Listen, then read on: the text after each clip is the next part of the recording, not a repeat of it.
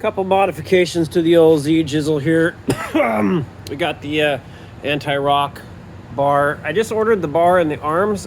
I didn't realize that it didn't come with hardware, so this is just kind of what I had laying around. I got to cut this off, but trying to figure out what I'm gonna do about my links because all this stuff is cut off here. But I modified the track bar. So this is the bracket that I have.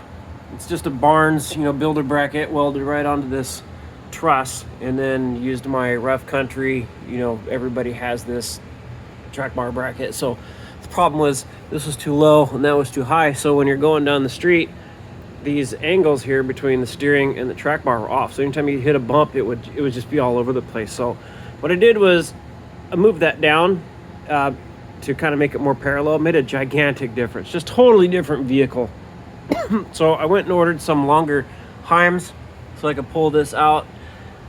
Measured up what the distance was. There was 2 inches.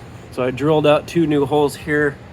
I need to, I don't know, maybe put a bolt in this with a spacer just to kind of keep that. But anyway, so now the geometry is more or less totally straight, which is nice.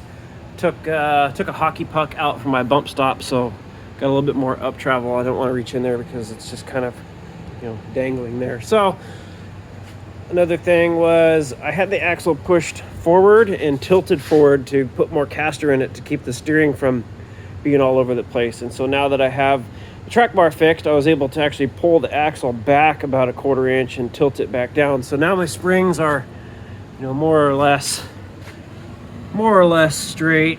There's still a little bit of a bow in there, but before it was way worse.